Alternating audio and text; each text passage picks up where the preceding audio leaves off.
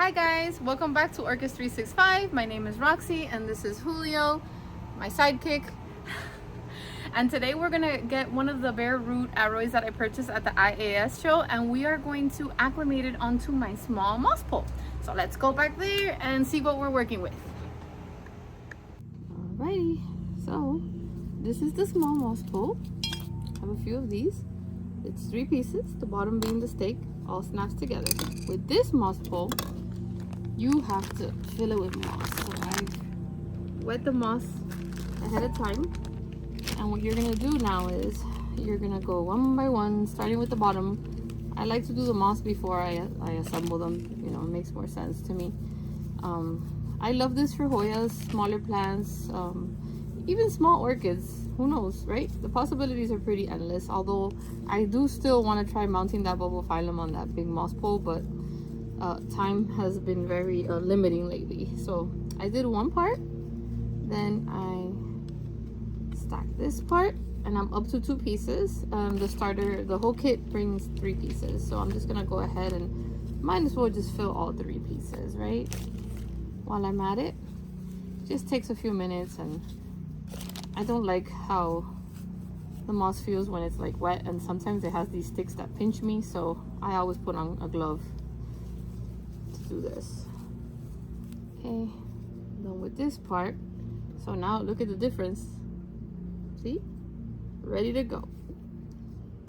So I think it's ready to snap on this one. And if you're gluing, did you hear that? If you're growing outside, it's always an option to glue the pieces. This was going indoors, so I'm not too worried about it falling apart or anything.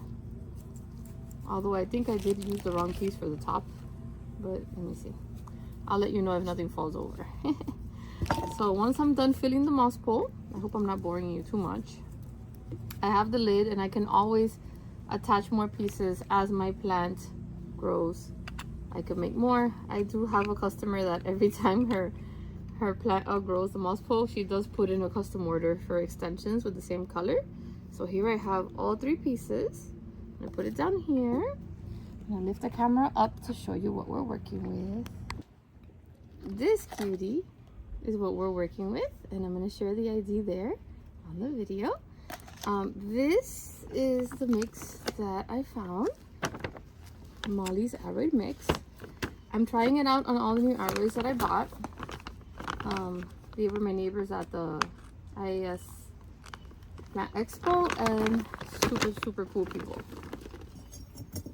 And they had samples of their mixes on the table, and I really liked what I saw when I saw their aroid mix. Very well draining. So what you do is you put a little bit and you try for size, and you can go a little bit lower. You don't have to like stop here. I always go a little bit more lower, because that way, I don't know, it just gives it a little more, because this stuff is more loose than soil. So I feel like sometimes you have to go a little lower in order for it to like stay steady, and just go down, down, down. See, and it doesn't matter because I'm gonna add more. So I'm probably gonna go extra low with this one. Plus, these are pots I've been working with indoors, and they are self-watering. They're like the ones I bought from Wendy, my friend Wendy, that has a glass house crate. They're just like hers. The only reason I didn't get it from her this time is because I needed this color, because I really wanted to match my decor in this part of the house where this is going. So I'm trying a new color, and I've buried half of the bottom one, and still have this, and still have the other one that I'm gonna attach to the top. Now I just wanted to show you how to do the moss pole. Now the problem is, when I'm gonna acclimate this plant, I can move this moss pole over to the side and maybe give the plant a little more space, because right now it was purchased bare root. So this is what we're working with.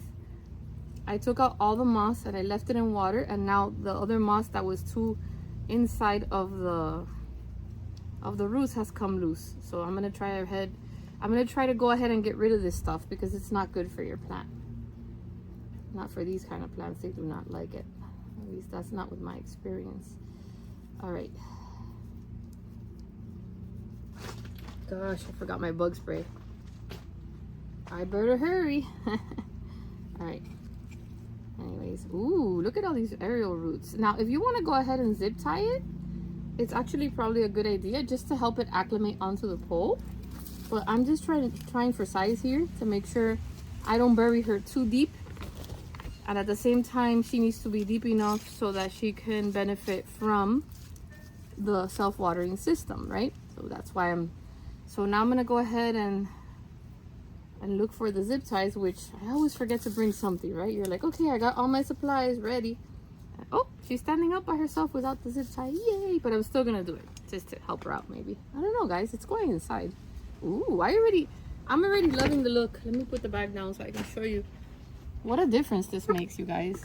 Look at this. Isn't she adorable? Wow.